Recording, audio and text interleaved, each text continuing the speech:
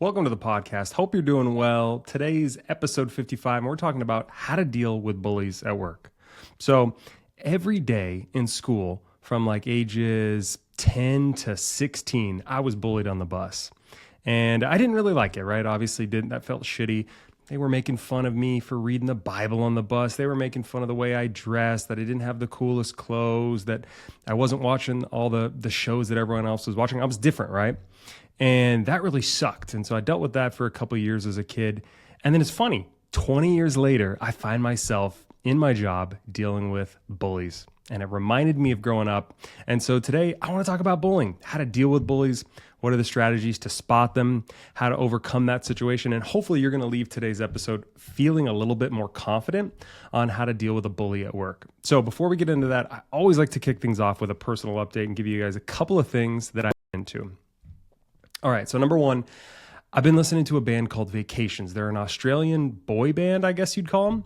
And they're kind of an indie vibe. And they've got some lo-fi vibes to them as well. And I'm just digging them. So I've been listening to that band, and they have a couple of albums that have come out in the last few years that are really, really solid. Highly recommend you check them out. Good background music. If you want to just have something in the background that's kind of just playing as you're working, vibing out, highly recommend. Okay, movie. I don't know if you've seen Dirty Dancing. I'm kind of late to the game. I watched it for the second time, I think 2 days ago. My wifey made me watch it, and I was kind of not really in the mood for it. And I got to tell you, pleasantly surprised. It's a great movie.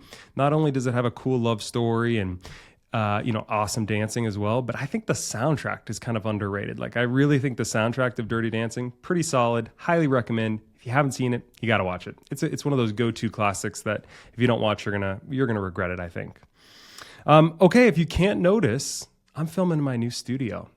Spent the last 6 months getting it ready, making sure it kind of really gave the vibe I was going for when it comes to, recording and putting stuff on video. And so today kind of starts my, dipping my toe into YouTube, if you will. So I think right now, if I was to check, I think I have 20 subscribers. So not very impressive at all. But here's my goal. By the end of the year, I want to get to 10,000 subscribers. And the way I'm going to do that is I'm going to be consistently putting out content. So I'm going to be shooting videos every week, putting out the same kind of content I do on the podcast. But I really want to make sure that people get a sense of what I have to offer and kind of what they can expect. So you're going to see this kind of evolve over time. But welcome to the new studio. If you're listening and you're not watching, I apologize. You're going to have to imagine it. It's glorious. It's dark. It's moody, which is kind of the vibe I'm going for. So all right, I want to jump into it. So why do we want to discuss how to deal with bullies? Well, I want to talk about it because it's funny. You probably have worked with a bully. You know a bully. God forbid, maybe you have been a bully. I hope you haven't. But they're in every company. They're in every team. They're everywhere, right? So you can't avoid them. Those kids that were bullies when they were young have grown up and have become adult bullies. So it's not a good feeling to get bullied, right? It doesn't feel good. It actually feels pretty shitty. So a couple of things about how it has made me feel, and maybe you'll resonate with some of these. So number one, I think it kind of makes you feel small. It makes you feel like a kid or someone that's weak. It's weird. The more that they bully, the kind of the smaller you feel, the more shrunken and smaller you become. I think it also makes you start to doubt yourself. Even if you are super confident, you know what you're doing, you know the value you offer. It's funny, a bully can make you start to doubt that. Gosh, am I as good as I thought? Do I know what I'm doing? Do I even deserve to be in this room? Those are the kind of things that you start to feel when you're around a bully. I think another one, it kind of makes me want to just shut down, kind of just disengage. I don't want to participate. I just want to be quiet. I want to avoid it. And I don't think that's necessarily a good thing. I don't think it's good when we're not able to be ourselves and be our best at work, and when we're kind of forced to shut down. So also not a good feeling. I think another one is you feel a little isolated. I don't know what it is, but feeling isolated is just a really crappy feeling. And you feel like I'm the only one getting bullied. No one else is going through this. Well, a lot of times you're not the only one getting bullied. There's other folks right in your same company that bully is messing with, just like they are with you. So you're not alone. It happens to a lot of us, right? And then I think the last one is sometimes it can make you feel hopeless, right? With a lot of things in your career and at work, you have control over it. You can make changes, you can adjust stuff, and things get better. But a lot of times when it's a bully, you're kind of at the mercy of someone else treating you a certain way. So it doesn't necessarily feel like you have control or there's something that you can do to improve the situation. So I don't know if you felt any of those things, but I definitely know those are some of the things that I've gone through. And, if you are getting bullied at work, I'm really sorry. I, honestly, genuinely, I know it's not fun. And I'm hoping by the end of the episode today, you're going to have a couple of things that you can try, right?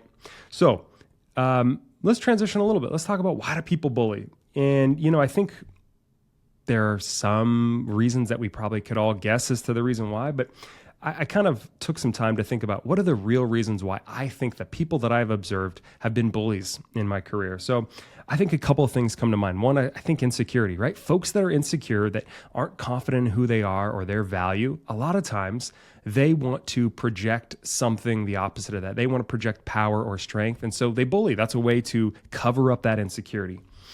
I think a lot of it comes down to your childhood upbringing, right? If you were brought up in a house that encouraged bullying or your parents bullied you or treated you wrong, maybe you're more likely to do that as an adult. Now, I'm not saying that's an excuse, and I think we've all have our own childhood trauma, but at the end of the day, I do think that is probably a big reason why some folks bully versus some folks that don't.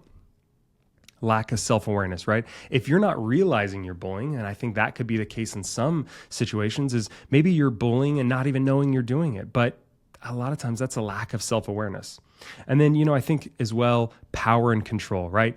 You want power, you want control, and the best way to do that as a bully is to force yourself on others, right? To be aggressive, to be loud, to get them to do what you want is obviously another reason why people bully. So regardless, I'm going to say all of that to say, I think that we all need to have personal responsibility. I don't think we can always blame our childhood. I don't think we can blame our insecurity. At the end of the day, we're responsible for the way we make people feel. So if we are bullying others, I think we got to realize that the responsibility is on our shoulders, right? It's not on others, regardless of what they're doing. So I gave you a couple of ways that I have felt when I was bullied, and we went over a little bit some of like the why some people bully. What I want to do now is kind of transition and talk a little bit about some examples and maybe how to spot bullies, because sometimes they're right in your face, right? They're loud, they're aggressive. It's a bully. Everyone knows it's a bully. You can point to them easy, right? But sometimes they're covert. They're a covert bully. In fact, I'll tell you a story a little bit later about a covert bully I dealt with. But I want to give you some examples of things that you maybe have seen or maybe you haven't, and this will kind of help you the next time you're at work and you want to maybe identify, hey, is this a bully, or maybe I'm just misreading this or overthinking it? I don't know. So the first one I think is interrupting. And imagine you're in a meeting, right? You're sharing your perspective and someone cuts you off and talks over you. This is bullying, in my opinion. It's annoying, right?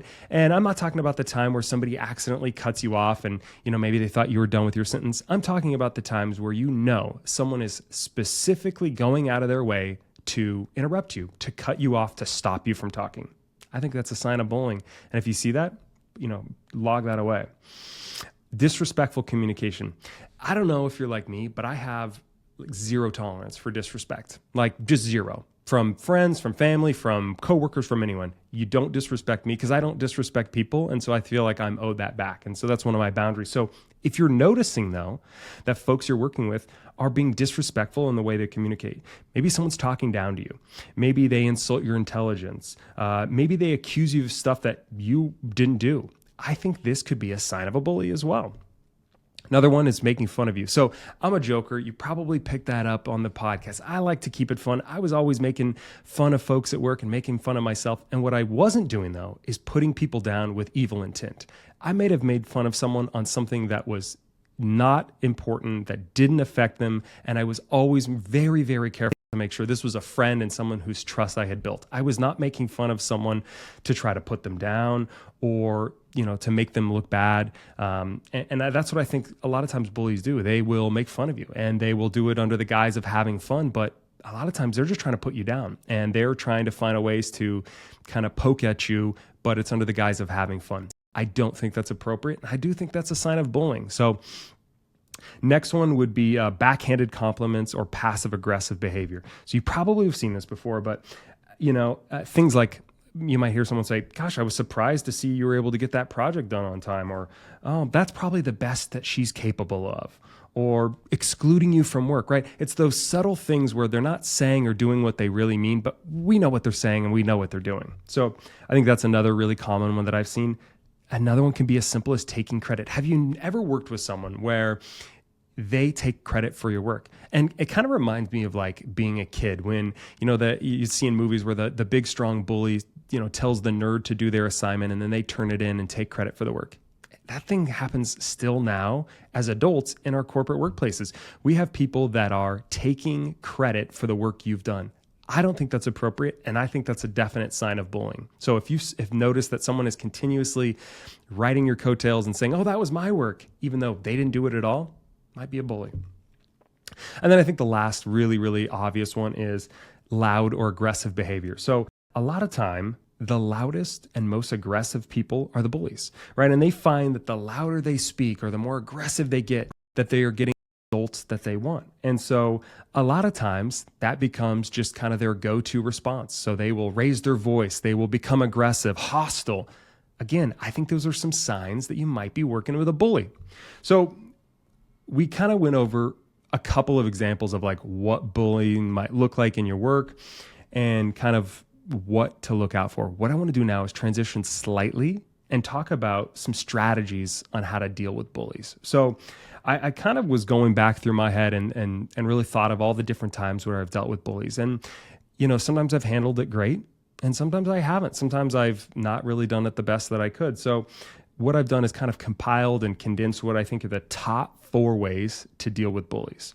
And there's not a right or wrong way to deal with a bully. Sometimes you're going to try all 3 or 4 of these strategies. Sometimes you're going to try one, or sometimes you may decide to not try any of them. So in no particular order, the first one that I think can be really, really powerful could be avoid the bully if possible. So for example, a bully who works in your office and they always go to that certain break room, right? That's their go-to spot. They go there a couple of times a day. The best idea might be just to distance yourself and avoid that break room, right? So maybe you avoid the break room. Maybe you avoid working on projects that you know that they're usually working on. Or maybe you decide to not spend any extra one-on-one time with them. Or, just find a way to create space. And chances are they may kind of start forgetting about you, right? If you're not in their world and they're not seeing you in different situations, maybe they're not going to be thinking about you, and chances are they're probably not going to be bullying you if they're not seeing you. Again, I'm not saying that avoidance is the best strategy or even the number one strategy. It's just one that I know in some cases, if you follow your gut, you may decide that's the best way to handle it. I think another one, which is probably my most enjoyable one to try, is to set boundaries and check them. When I say check them is like kind of say like, hey, what's up? Like, hey, I'm here. Like, you're not going to get away with this. Like, what's up? Let's go. You're not trying to have a fight. You're not trying to be argumentative. You're having boundaries and you're making sure that you're checking them when people get past those boundaries. So let's give you an example. Let's say you're in a meeting and someone you've had some issues with in the past starts to interrupt you and talk over you. You could do a couple things, right? You could let them just do it, which I don't really think is a good choice because they're probably going to try it again. Or you can professionally and tactfully push back. So something I might say would be something like this. Hey, Justin, I'm going to finish my thought if that's okay with you.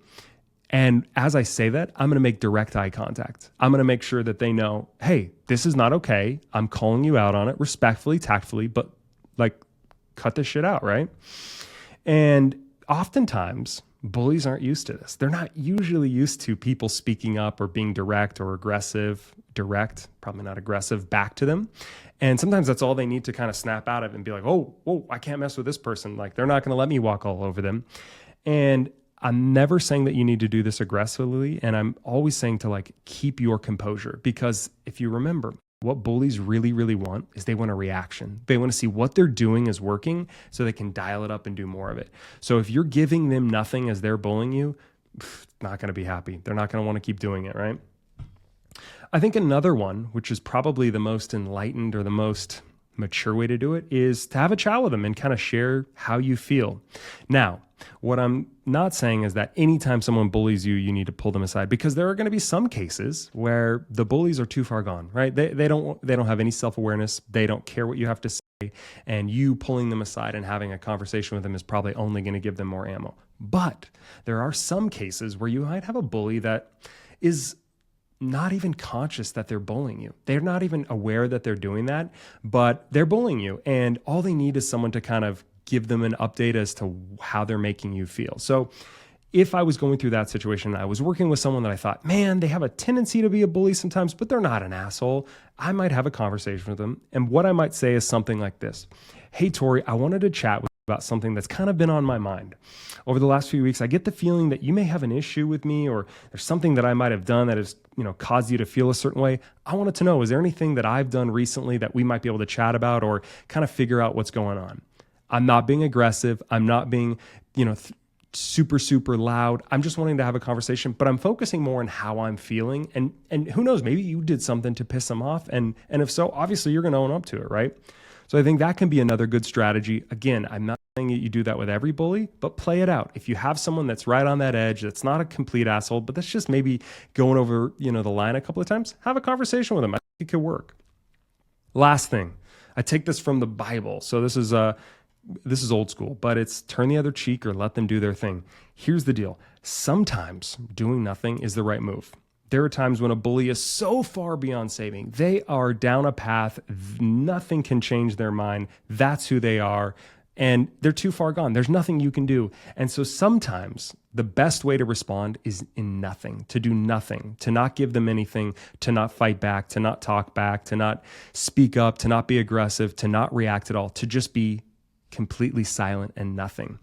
And again, it kind of goes back to what I said earlier. A lot of times though, that can be effective because they don't want that. They want a response, right? If they're bullying you, they're looking for you to respond back, to get heated, to get all frustrated. And then they know they've gotten that power, that control over you. But if you do nothing, if you turn the cheek and just ignore it, sometimes that can work.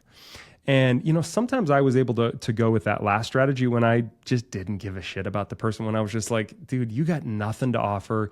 I don't give a shit who you are, what you're doing. You go do your thing. You go hang out with your friends that are bullies. Like, I just don't care. And sometimes that worked, right? I will say, though, you're going to have to follow your gut, and you're going to have to figure out which one of these strategies work best for you. They're not all going to be perfect, and they're not all going to apply to your situation. But I think at the end of the day, the big thing I would have you take away from the strategies is be intentional, right? Don't let people just walk all over you. Bullies want to walk all over you. They want to put you down. They want to make you feel small. So have some self-respect and know that you don't deserve that. There is zero excuses for it. So hopefully a couple of those strategies have worked for you, or you could try them out, or maybe you've seen them, and maybe you're already starting to think of how you're going to, work on this bullying situation you have at work. Now, in some cases, it may get so bad that you've had the conversation, you've turned the other cheek, you've checked them, you've avoided them, and it just doesn't get better, right? It's just toxic, it's horrible, it is not improving. In that case, it may be time to say, hey, I need to cut my losses and go find a new environment. I don't think that's usually my first, recommendations to folks is to leave and avoid it, because who knows? Maybe they're going to leave, or maybe the company's in a really great spot and you love the culture. So to leave for just one person, I don't know if it's always the right case.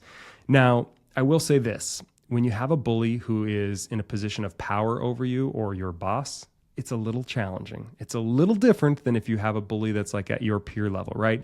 When it's your boss, there's some other dynamics at play there, right? They're technically in charge of you, and they can tell you kind of what to do. And so they can kind of twist the way they do things and make it under the guise of leadership or management. That's still not okay. I don't think it's ever appropriate for a boss to bully someone. In fact, when I see a boss bullying one of their employees, I think it's probably one of the most lowest things they can do. And I just think it shows complete weakness. So I want to actually transition and tell you a story about a boss that I had, or a boss's boss that I had, who was a bully. So I was in a meeting with one of my employees, my boss, and his boss. And we were there to chat about our team's direction and some of the issues we had been facing. We had been promised some marketing support, some operational support, but we weren't getting it. And it was a challenge for our team, right? And my boss's boss was the chief experience officer. So she was in charge of all the retail division for this company, and my boss was a VP. And the thing you should know about this CXO is that she was a bully, but she was a covert bully. Nobody in public could see this from her, right? She was very, very careful to craft an image that was someone that was kind and uplifting and loved to recognize people. But if you ever got her alone, or if you were ever in a meeting with just one or two of those people, she'd let it loose, right? And it's funny though, I could smell that and I could kind of tease that out when I was in public. I could kind of see little glimpses of it, right? You can't hide who you are completely, but you can do a pretty good job and fool the average person, especially if they're not spending a lot of time with you. So anyways, back to the meeting. About halfway through the meeting, she asked me a question.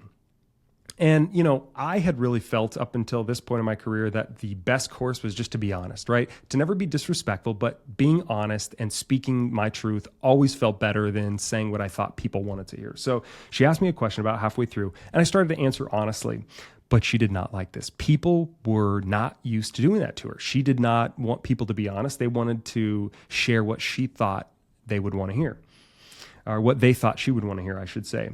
And as I start to answer, she cuts me off and starts to talk over me. So I immediately looked at her and I asked, "Hey, would you mind if I finished my thought?" And I just stopped and was silent. You would not believe the look on her face. She got bright red, rolled her eyes, begrudgingly let me talk, and she was pissed, not happy at all. And the whole room, there was 3 or 4 of us, like I said, got really awkward. And everyone was looking around holy crap, I can't believe you said that. And I finished my thought process, but she completely ignored my response, pretended like I didn't even say it. So I responded, didn't even respond to it, went into something else completely. And she didn't want to look at me the rest of the meeting. She refused to make eye contact with me for the rest of the meeting. And it's funny though, from that moment on, she left me alone. That was it. It only took one time of just kind of standing up and being like, what's up? Do you mind if I finish my, I'm not going to let you steamroll this. I didn't have to say a whole bunch of things, but I could just tell from that moment there was a shift.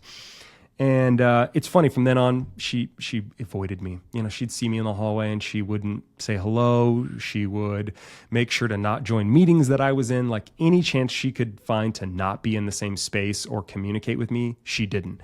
And I loved it. It was fantastic. That was great. I got exactly what I wanted. I didn't have to deal with that bullying anymore.